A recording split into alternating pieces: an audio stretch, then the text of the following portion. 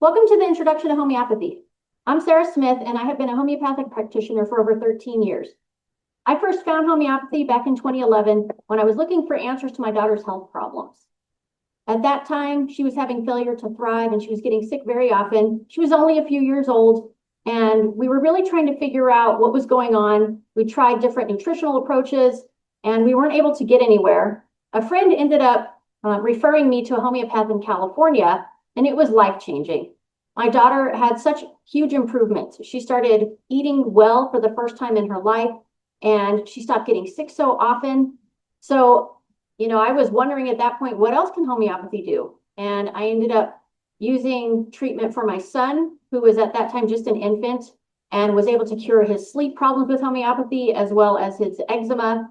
And for myself, I was able to cure my chronic joint problems, which I had had ever since my second pregnancy. My shoulder was really sore and I had a hard time picking up my baby or my toddler. And with homeopathy, that was able to be reversed. I was also able to correct some mood imbalances that I had had ever since pregnancy as well. So homeopathy is a really powerful healing modality. And once I saw what it could do, I really had to learn more about how to use it. And so I ended up training under the same homeopath in California for a couple years and apprenticed under him so that I could learn how to share it with other people. Prior to that, I was a NASA aerospace engineer for 10 years.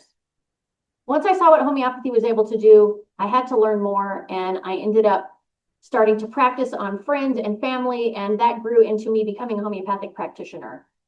In this class, I'm going to teach you about what homeopathy is, how it works, how to understand using different types of remedies and what the potencies mean, how to do dosing. And this is really a firm foundation to build upon as you start to use homeopathy for treating different kinds of conditions. This class is not a substitute for medical treatment. I am not a doctor. This is provided for educational use only. A lot of people don't know about homeopathy, especially in the United States, but it is a complete system of medicine that was developed over 200 years ago by Samuel Hahnemann. Now, Hahnemann was a doctor at that time. Now, if you think about what was going on in medicine at that time, in the late 1700s, early 1800s, they were doing bloodletting at that time. They were applying mercury to people. They were doing a lot of things that we now know are toxic. Well, Samuel Hahnemann, as a doctor at that time, felt like he was doing more harm than good. He decided to go in a different direction because he was really dissatisfied and didn't feel like he was helping people. So he started translating different texts. And Hahnemann was a brilliant man. He knew a lot of different languages. He was German, so of course he knew German, but he also knew English, French, Italian, and Greek. And so he started doing translations of medical texts. So he was translating from one language into another, and he was also a chemist. And as he came across a paper that he was translating about poisoning with Peruvian bark, he became very curious. At that time, Peruvian bark was being used to treat malaria. What he found as he was translating that toxicology information was that poisoning with Peruvian bark induces symptoms that sound like malaria, the intermittent fever type symptoms. And so he was very curious, what did this mean? How could a substance that was being used to cure something also cause the same symptoms? He decided to test it on himself, and he poisoned himself with Peruvian bark, and sure enough, he developed malaria type symptoms. When he stopped taking it, those symptoms went away. And so at this point, Hahnemann had experimented on himself to rediscover an ancient principle that used to be known during ancient Greece times by Hippocrates, and that is like cures like. A substance can cure the same symptoms that it can produce. Now, homeopathy developed from there. Samuel Hahnemann went on to develop it over the next 40 years of his life, and it's a very different system of medicine because it treats the person as a whole instead of as separate parts. In homeopathy, everything is interconnected. Your mind, your body, your emotions, all of it works together to create your overall individual symptom picture. And so all of those things are taken into account with homeopathy. That's a really big departure from other types of medicine, including conventional medicine or herbalism, because homeopathy is looking at the totality of symptoms instead of just one particular area of your body or mind. Some other ways that homeopathy is very different include the fact that it is scientifically based. Every homeopathic remedy has been tested on people to understand exactly which symptoms are associated with it, and that gives us the knowledge base to know which symptoms that particular remedy or material can actually cure.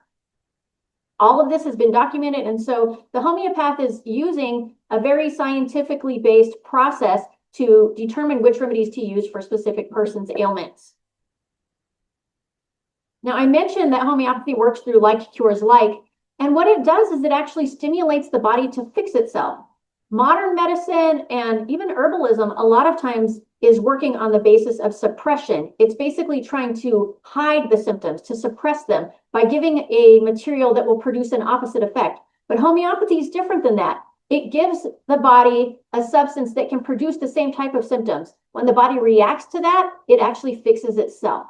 Homeopathy also has extremely small doses. Now, this is actually an area where there's a lot of confusion. Many people criticize the fact that homeopathy uses such small doses, but in reality, that's the key to its success. What Hahnemann ended up doing was figuring out how to use substances to heal by reducing the amount that is given to the very bare minimum that you need in order to create a healing response. And in that way, you're able to get healing without any of the toxic effects and without any side effects. Homeopathy is actually working on the energetic level, on the quantum level, instead of on the material level. And that makes it work much differently than all other healing modalities. You may be wondering why so few people know about homeopathy. What ended up happening is during Hahnemann's lifetime, the conventional medical doctors really were not comfortable with homeopathy. They were really threatened by it. So they started systematically suppressing homeopathy. There was actually an American Homeopathic Association before there was an American Medical Association. But homeopathy was suppressed systematically in the 1800s and has been since that time. The homeopathic colleges were bought up. The homeopathic hospitals were bought up. You may have heard of Hahnemann Hospital in San Diego. Well, who's Hahnemann? The founder of homeopathy. That's not a homeopathic hospital. They bought up the colleges, they bought up the hospitals, and they turned them into conventional medical places instead. They also started persecuting homeopaths and preventing them from practicing medicine. So homeopathy has been systematically suppressed since the 1800s, and that's continuing to today. That's the story in America, but across the ocean in Europe, homeopathy is much more well known. In France, about a third of people use homeopathy. Homeopathy is covered by health insurance in some countries in Europe. And India, there are a lot of homeopaths. 1 out of every 2 doctors in India is a homeopath. So even though it's not very well known in the United States, it is very well known in other parts of the world, and it's respected as an effective healing modality. Now, if you want to learn how to use homeopathy, first aid is a really good starting place. With first aid, it's relatively simple. There aren't very many remedies to choose from. And so this is a good place to start kind of getting your feet wet with learning how to use homeopathy. However, homeopathy is much deeper than first aid. First aid you could think of as just the tip of the iceberg of what homeopathy is capable of. Acute illnesses such as colds and flus and stomach illnesses and headaches, those can be treated with homeopathy as well. They are a bit more complex though, so they're not really great for beginners. They require a little bit more study and practice in order to treat those effectively, but homeopathy is very effective at treating them. And then there's constitutional homeopathy, and that is the treatment of chronic conditions and diseases. This requires a very deep knowledge base and an experienced practitioner in order to make it work well, but homeopathy can cure chronic illnesses, mental health problems. It can even start working on genetic predispositions. Now, to give you a few examples of what homeopathy can do, here's an example of first aid treatment. Now, that's me. Those are my ankles. And this was a few years ago. I severely sprained my ankle. It was a grade 3 sprain. That means there's a complete tear of the ligament. When it happened, there was a pop and ripping sensation. I was on the ground yelling, extreme pain and tenderness. I was not able to put any weight on this at all. I couldn't drive. I couldn't walk. And I was able to treat this with homeopathic remedies and compression. The average healing time for a grade 3 ankle sprain is 12 weeks up to 6 months, and it's not uncommon for there to be residual pain for a year or more. With homeopathic treatment, I was able to heal my ankle in about 6 weeks. By that point, I was hiking, I was digging with the shovel, I was doing all the things that I needed to do, and it healed completely with absolutely no side effects. I can't tell which ankle was even injured. So the healing with homeopathy can be more rapid, more complete, and it can have no lingering effects. Here's another example of homeopathy in acute illness. Now, during the COVID pandemic, I treated over 150 cases with homeopathy, and this is one case that really stands out in my memory. This was the most severe case that I treated. It was a 52-year-old man, and he had multiple comorbidities. By the time that he started homeopathic treatment, he had double pneumonia. He was coughing up blood. His oxygen saturation was running in the 60s to 70s. Even on oxygen, the most he could get was the mid-80s. One of the things that was unique about this case was that this man's wife was actually a registered nurse, and she was working in the hospital, in the trauma center, treating COVID cases day in and day out. She knew that the protocols they were using in the hospital were not working well, and she was convinced that if her husband went to the hospital, he was going to end up dying because she felt like the protocols in the hospital were going to lead to his death.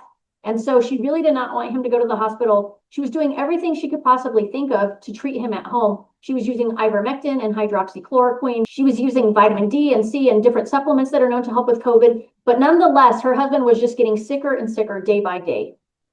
So these are some direct quotes from this man's wife, who was the nurse. He couldn't eat. His skin was waxy, gray, pale. He slept nearly all the time. He was slowly dying, and we just couldn't seem to turn a corner. He had been sick for 10 days and at death's door for more than a week.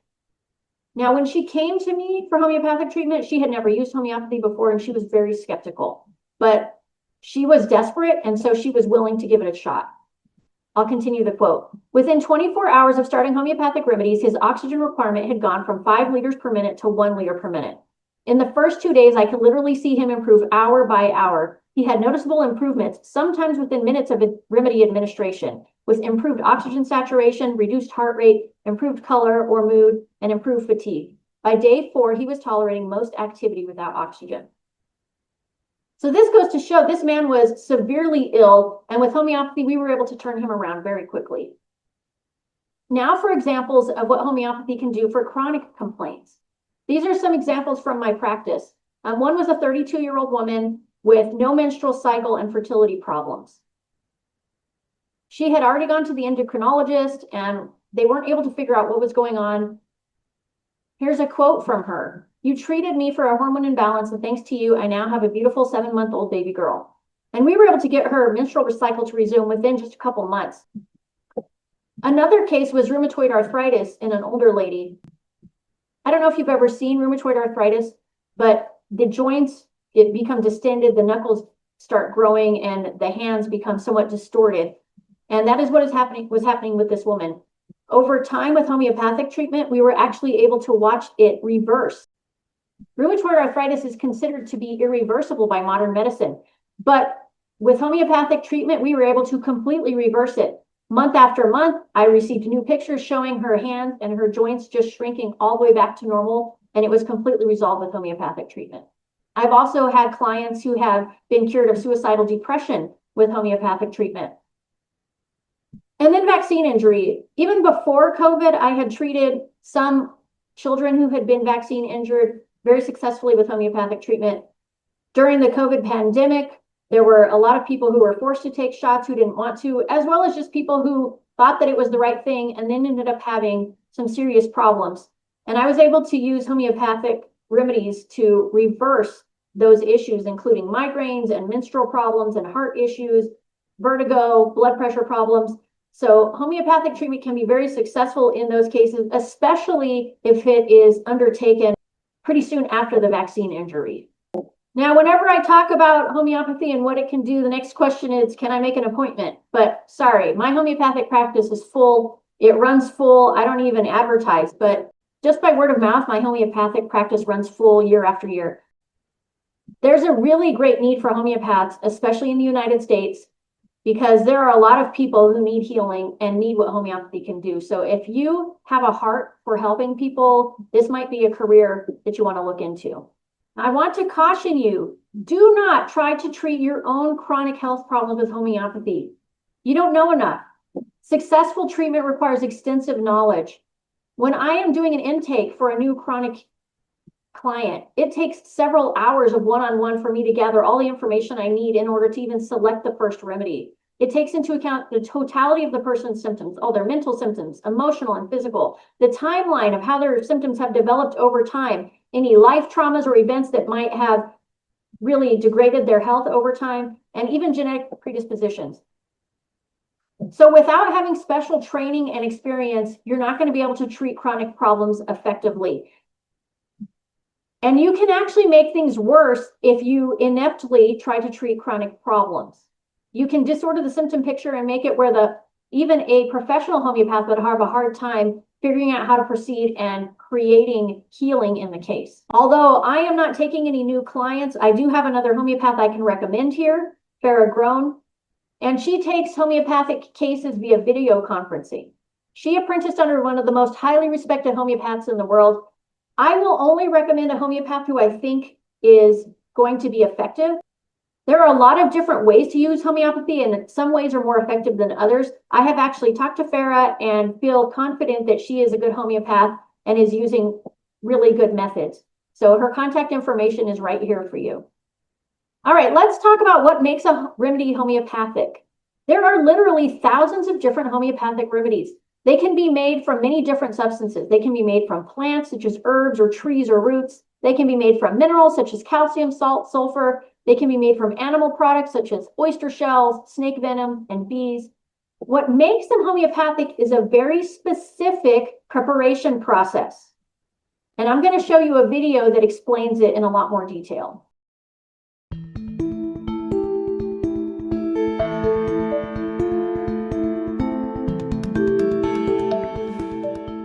Remedies are made from many different sources, mainly plants and minerals. In order to make a remedy from a plant material, you take the original plant, chop it and use alcohol to extract its constituents. That is then diluted and succussed with traditionally 10 firm downward strokes of the arm on a book.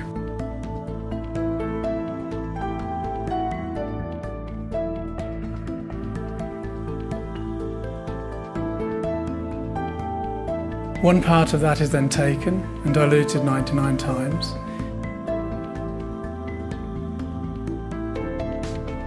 And then that solution is succussed again, is shaken. And that is the method of potentization from plants. To make a remedy from mineral material, most minerals are insoluble, so a different method has to be used. This is called trituration. And this is using a solid medium as a diluent rather than a liquid one. One part of the original material is added to 99 parts of milk sugar, and this is triturated in a mortar and pestle. It's ground down for 6 minutes and then scraped for another 4 minutes. This is repeated, and this process takes about an hour just to do the first potency. Then that's repeated to do the second potency, and so on and so on. For minerals at the 3C potency, that is the time it's put into solution, because at that point it can be soluble, and so the potentization process continues in liquid in the same way as it does for plants. At Helios we potentize our remedies to 200 by hand. This is a long and a repetitive process. So in order to make our own high potencies, in 1994 we were the first British company to develop our own high-potency succussion machine. The last stage is called medication. This is where the alcoholic solution of the potencies is dropped onto different sugar forms which is appropriate for the patient. They are based on sugar or lactose, or combinations of the two. Helios has supported homeopathic remedies in many ways, including the development of new remedies and LM potencies. Our traditional methods of potentization provide accurate, potent remedies that can be used with confidence by the general public and practitioners alike. You can see that to make a substance into a homeopathic remedy, there's a very specific process that is used, including levels of dilution and succussion, which is that vigorous shaking up of it. And this was developed over time by Dr Hahnemann and others who he trained after him in order to figure out how to really energize these materials and extract their healing properties without having any of the toxic effects. What these techniques do is they essentially concentrate the energy of the substance, and homeopathic remedies increase in their energetic power and their healing power with more dilutions and succussions, even beyond the point where there are any molecules of the original substance left. Now, though, we've been able to test some of the very high potency remedies, and we know that there are still nanoparticles of the original substance left, even when you get to those extremely high dilutions. The small doses are part of what makes homeopathy work so well and so gently. So let's take a look at potency. Potency is a measure of the strength of the remedy. There are 3 different potency systems that are used in homeopathy. There are X potencies, C potencies, and LM potencies. The X potencies are often used for acute ailments. C potencies are used more often for acute or chronic ailments. And then LM potencies are mostly used for chronic ailments. You will not find LM potencies at the store. They're not something that most people would be able to buy, but practitioners use them. I use them quite a bit in my homeopathic practice. It's important to know that you cannot take more of one potency of remedy to try to achieve the same effects as a higher potency. Remember that every level of potency is achieved through more dilutions and more succussions, and so you can't just take more 6x pellets to try to get the same effect as a 30x. It doesn't work that way. A simple way to think about the C and X potencies is that C potencies are roughly twice as strong as X potencies. So as an example, a 15C remedy would be roughly equivalent to a 30X. It's not exact, but that's one simple way to think about it. The higher potency you're using, the less often the remedy needs to be repeated, and lower potencies need to be taken more often. As a general rule of thumb, a 30C or a 30X is a good potency to use for most acute situations.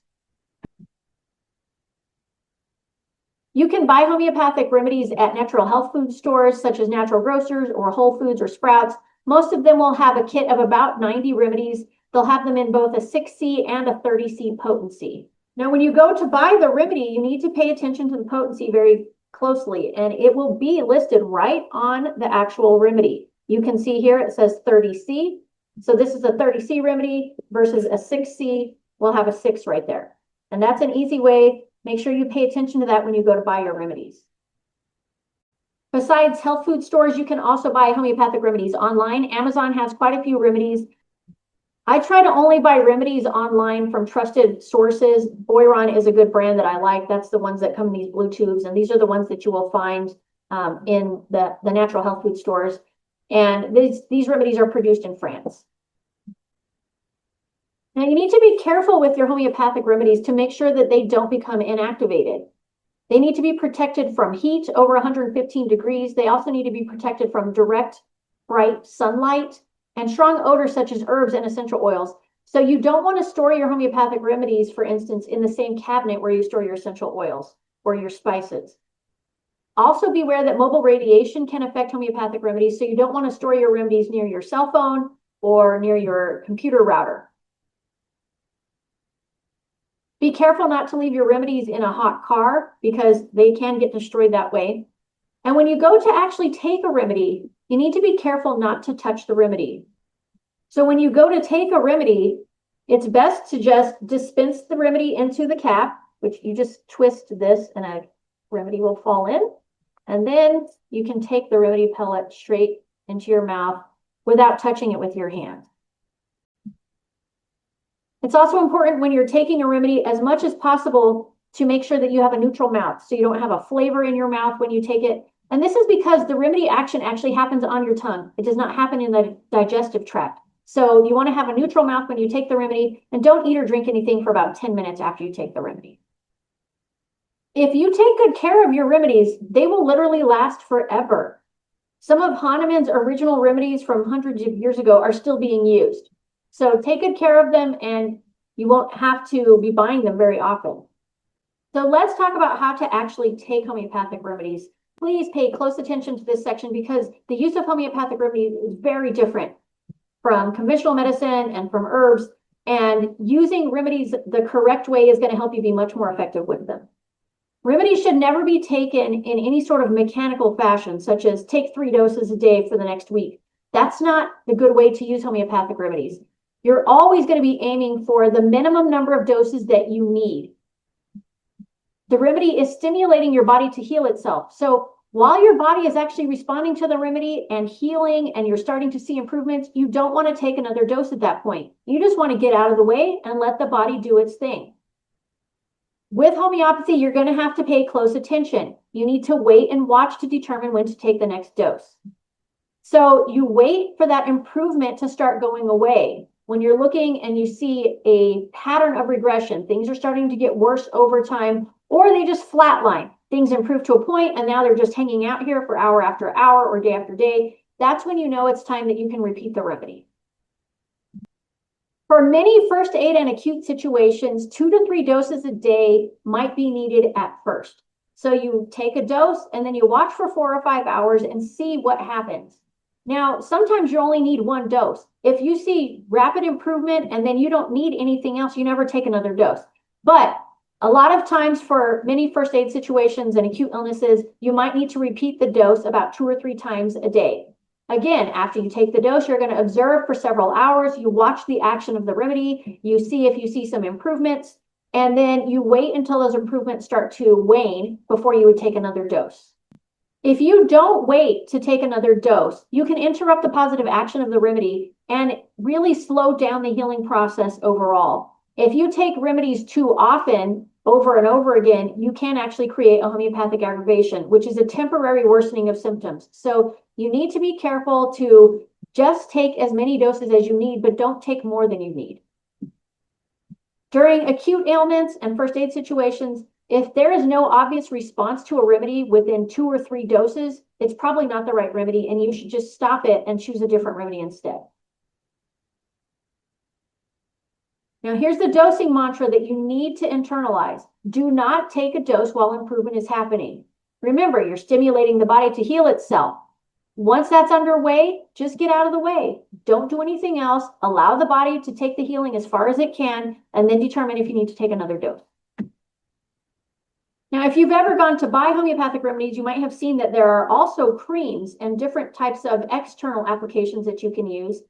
Those may work well for very minor conditions. For instance, for a scrape or a little bruise, you can use some sort of a cream that's a homeopathic, and that can work well. You can also make a wet solution to apply externally by just dissolving 1 pellet in about 2 to 4 tablespoons of water, and then you have a homeopathic wet solution that you can use topically. Most of the time, though, homeopathic remedies are taken by mouth, and if there is any significant symptom at all, it's going to work much better to take a remedy by mouth than to apply it to the skin. Sometimes you may want to do both concurrently. There are 2 main types of remedy doses that you can take by mouth. That's dry dosing and wet dosing. So a dry dose is when you take one of these remedy pellets and you just put it right on your tongue. Now, even though these remedy tubes will tell you to take more than 1 pellet, you really don't need to. The vast majority of people, all you need is 1 pellet for your dose. And taking more remedy is not better. If you're treating an ailment and you need to take more than 2 doses, it will generally work best to switch to a wet dose after the first 2 dry doses. Wet dosing allows you to really do a lot with tailoring the dose and increasing the potency. I'm going to go through some details on how you can actually do that.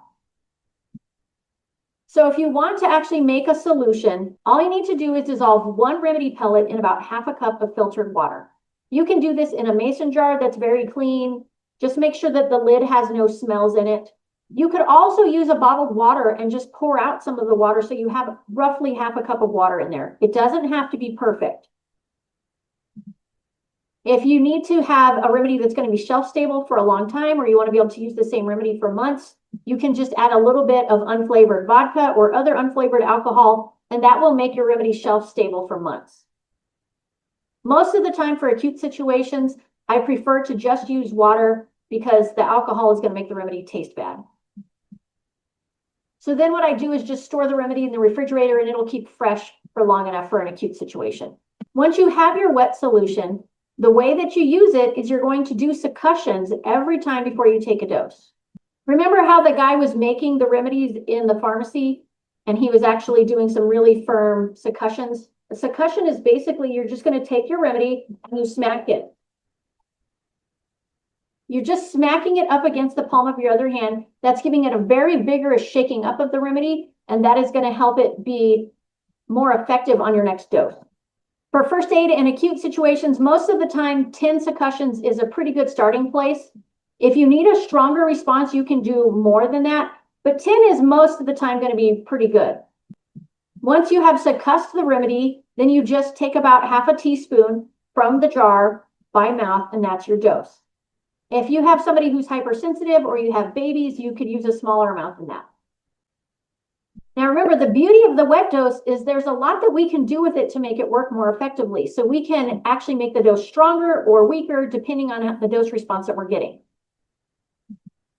For instance, you might want to make the dose stronger if it seems like it's starting to wear off too quickly, or if it seems like you were initially maybe getting more improvement, but over time you're not getting as much improvement anymore. At that point, you might want to make the dose stronger. And you can do that by doing more succussions or giving a larger amount by mouth. There also might be some times when you want to make the dose weaker. For instance, if you ever see any signs of homeopathic aggravation, which would be a temporary worsening of symptoms after a dose before the improvement starts, that would be an indication that your dose is probably too strong or you gave it too early. You also might want to make your dose weaker over time when the symptoms themselves are becoming smaller, so that you're basically making the dose match the size of the symptoms. As the healing is taking place and those symptoms are becoming less and less, you might not need to use as strong of a dose anymore. You can make the dose weaker by doing fewer succussions. I would always do at least 2, though, for any sort of a wet dose. And you can also give a smaller amount, such as 1/8 of a teaspoon or 1/16 of a teaspoon. Let's talk about sensitivity levels. Some people are more sensitive and some people are going to be less sensitive. Now, in the United States, there are not very many people who are hyposensitive. Those would be people who need more in order to get the same effect. These would be people who might need to take more painkillers or more anesthesia or things like that. And so those people with homeopathy might need to use higher potencies. They might need larger doses. However, in the United States, there are not very many people who fall into this category at all. What we see a lot more of, though, is people who are hypersensitive. And those are people who might have allergies. They might react to foods. They might get headaches or have issues from having loud sounds or from noises or from smells. So for somebody who is hypersensitive, they might be more prone to having homeopathic aggravations. So you might need to be a little bit more careful with how you're doing the dosing. I will say, though, that during first aid and acute treatment, homeopathic aggravations are pretty rare. Even in hypersensitive people, you don't see them very much unless you're doing something really wrong with the dosing. Hypersensitive people, though, might do better with smaller doses, less frequent remedy doses, and also lower potencies. Now let's talk about antidoting of remedies. There are some substances that can interfere with homeopathics and make it where they're not very effective. Menthol is pretty much a universal antidote for homeopathic remedies. So that would be Vicks Vapor Rub, Tiger Balm, cough drops. Also, coffee can antidote homeopathic remedies, and that includes decaf coffee. Now, I know many of you right now are worrying, saying, what about my coffee? I need my coffee. If you drink coffee every day and you drink the same amount of coffee every day, it's probably not going to interfere with your homeopathic remedy. When you will run into an issue is if you are drinking a lot more coffee than you normally do. The other thing is you might want to try to take your remedy at a time when your coffee is not having such a strong effect on you. Mint can interfere with remedies in some sensitive people, and also essential oils. Now, especially any of the essential oils that are known to affect the nervous system, the mood, the sleep, and especially if you're diffusing those, that can really interfere with homeopathic remedies. Drugs and alcohol can also antidote remedies, and dental surgery can be an issue as well. Usually dental cleaning is not an issue, but surgery, drilling, that can actually be a problem. If you ever do run into a situation where there's a homeopathic aggravation, you can antidote the remedy on purpose.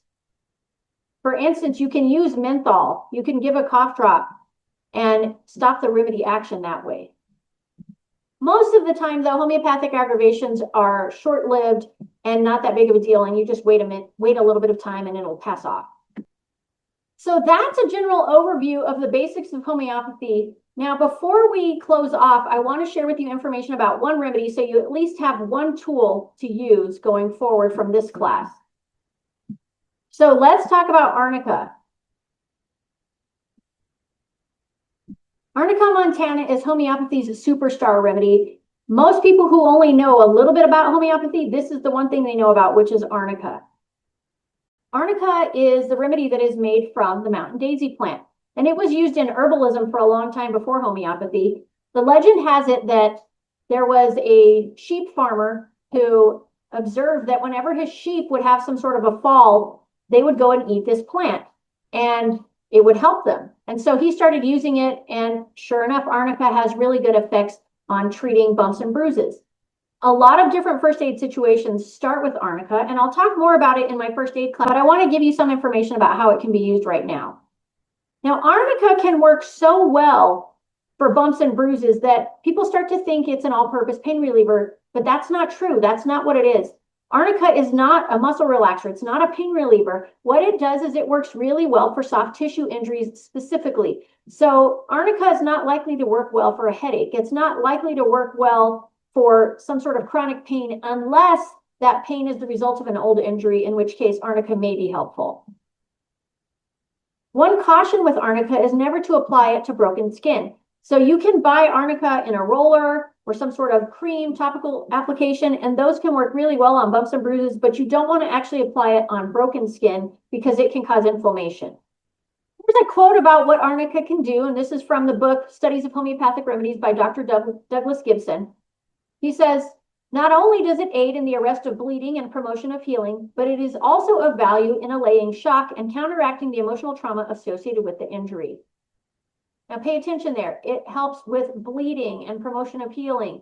So soft tissue injuries, bruises are basically bleeding under the skin. Arnica can work really well for that. Here's another quote, and this is from a book by Dr. R.A.F. Jack. He has a very fascinating book because he was a doctor who started using homeopathy in his general practice as well. He says, quote, "Arnica in high potency is so effective when taken internally that local treatment is rarely necessary. In one surgery session, I prescribed Arnica 6 times to a 16-year-old girl with a bruised chin following a fall from her horse, a housewife who had sprained her thumb when trying to open a sardine tin, a man who had a concrete slab fall onto his shins, a foundry worker complaining of an aching back and legs after his first week of work in his new job, a schoolboy with a sprained forefoot, and a keen soccer player who had stubbed his toes against a goalpost." You can see Arnica has a lot of benefit in these first aid type situations that he's describing. So think of Arnica for bumps and bruises, for shock from injury. It's also great for sore muscles. It's the top concussion remedy, and it can also be helpful for surgery and labor and delivery. I have an article with a lot more information about that use on my blog. I'll include the link to that below the video. If you want to learn more about homeopathy, some books you may want to check out: Homeopathy for the First Aider by Dr. Dorothy Shepard. This is a real little book that's good. The People's Repertory by Dr. Luke DeShepper. And this is actually the first homeopathic book I ever had by Dana Ullman. It has a lot of really good information about different conditions, including acute illnesses as well as first aid. I hope you found this class to be helpful. Be on the lookout because I'll soon be posting information about homeopathic remedies you can use for different first aid conditions, including bumps and bruises and strains, wounds, broken bones, insect bites, lots of different conditions. That'll be coming up soon. Thanks for watching, and I hope you found this helpful. Bye.